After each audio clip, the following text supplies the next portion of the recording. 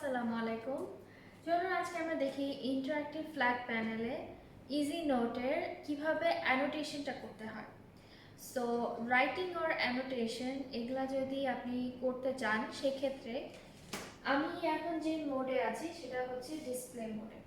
So back to preparation mode থেকে আমি display মোডে চলে যাব।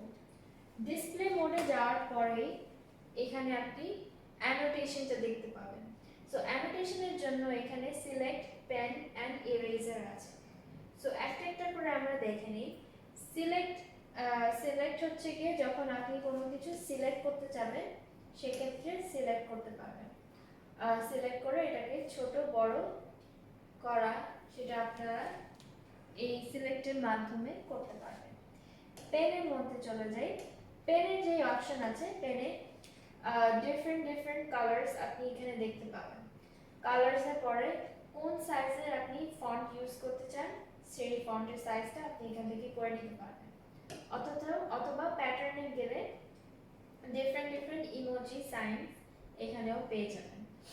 সো পেন যখন আপনি ব্যবহার করবেন, ফর এক্সাম্পল আমি একটু মোটাটা নিয়ে নিই।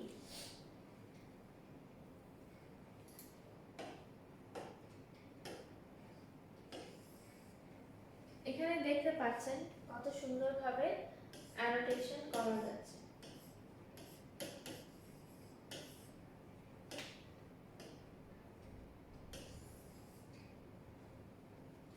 সো এটা হচ্ছে অ্যানোটেশন সিস্টেম। ইরেজার যদি ক্লিক করে যান slide two clear, that means যা অ্যানোটেশন আপনি করেছেন শুধুমাত্র সেটাই ডিলিট হবে, কিন্তু এখানে যে কন্টেন্টটা আছে সেটা আপনার ডিলিট হবে না। অথবা আপনি যদি চান সেক্ষেত্রে হাত দিয়েও মুছে ফেলতে পারবেন।